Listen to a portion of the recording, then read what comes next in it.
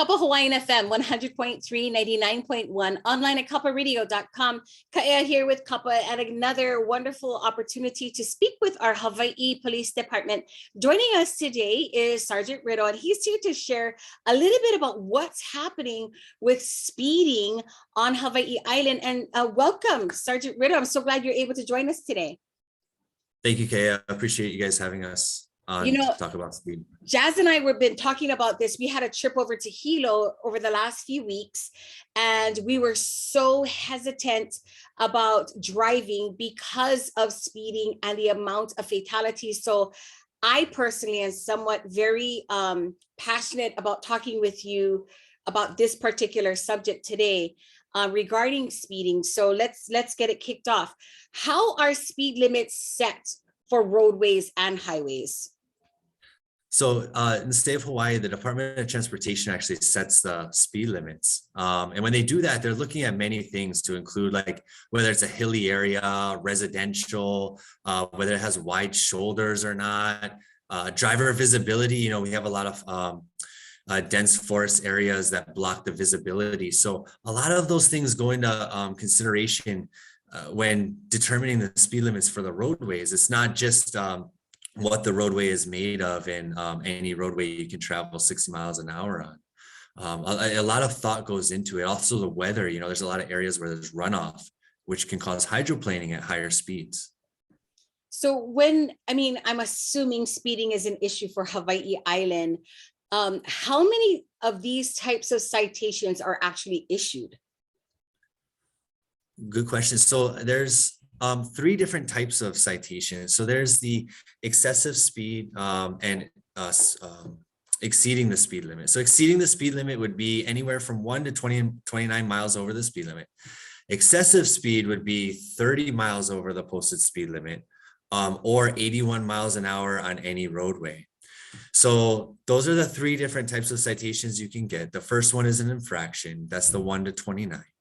So just talking about numbers, so far this year, we've had about 3,600 speeders, and that's just regular speeders traveling anywhere from 1 to 29 miles over the speed limit. In addition to that, we've had about 158 people driving 30 miles over the speed limit, and 144 people driving over 81 miles an hour on our roadways. And that's, again, just this year. That's just up until I believe those statistics were pulled May 1st. So if you count how many days that was this year, that's more than one person a day was going over 81 miles an hour on our roadways, or 30 miles over the posted speed limit.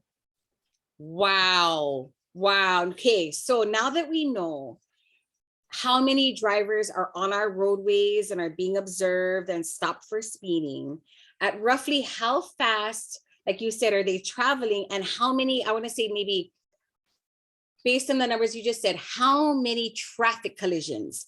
Because every time I turn around, there's a fatality. How many traffic collisions and fatalities have there been? So this year, unfortunately, I was sad to hear this past Monday there was another major traffic accident. So that brought our fatals up to 13 for the year so far. So we're only in May, and we've had 13 fatalities this year.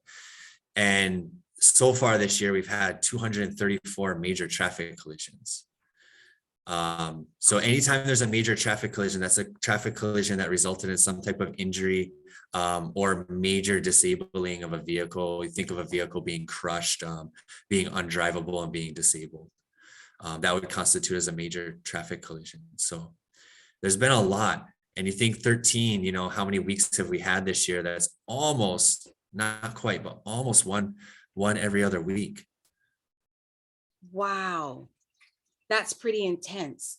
Like I said, there's a lot of anxiety in what we personally see just on the road. One of the things that is a big question for me, Sgt Riddle, is for those of us that are commuting or driving across island or on those long straightaways where a lot of those accidents happen, especially the fatal accidents, I have a tendency of always wondering, should I pull over to the side of the road? Do I, when I see that there's a lot of traffic, I feel like anxious because I think somebody's going to overtake me. And so I'm like, what do I do? What do I do? Do I pull on the side of the road? What do I do? So what can drivers do on our roadways? I mean, I know slow down, but what can we do to prevent major traffic collisions or even fatal traffic collisions? Yeah, the biggest one, you hit the nail on the head, Kaea, is going to be that slow down. I mean, we're all in control of the gas pedal and our brake pedals as far as how fast we're going on the roadway. And, the thing to remember is if we arrive late, at least we're arriving alive, and we're not arriving in a hospital room.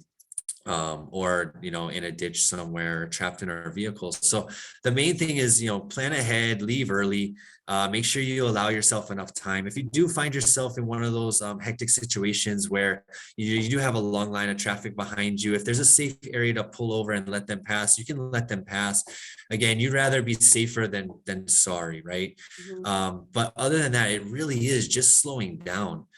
Speed plays such a big factor in how the result of a traffic collision ends up being as far as injuries and damage. So if we could just slow down, obey those speed limits, and then realize that if the roadways or the road conditions with the rain that we've been having lately, if there's ponding on the roadway or runoff, and you feel that it's not safe to be driving at that speed limit, by all means, slow down. These engineers that do these studies for the roadways, they can't predict what the roadway conditions are going to be at every time. So that speed limit is a limit for that roadway. It's not saying you have to travel at that speed. So you can always travel slower. Wow. Again, we just Okay, want to make sure everybody gets to where they're going safe. and I like that too. Jazz and I talk about it all the time. Plan ahead, take that extra 30, 40 minutes, get up earlier or leave earlier, planning your day so that we can arrive alive. Sergeant Riddle, it's a pleasure speaking with you. And for our couple listeners, I hope you folks have, I guess, listened clearly to some of the statistics, because these are loved ones. These are people we know, may not know, our neighbors, our kupuna. And we all want to be safe during this time, always, always. Sergeant Riddle, thank you so much, and mahalo to the Hawaiʻi Police Department for joining us on COPPA today. Thank you again, Kay. I appreciate the opportunity.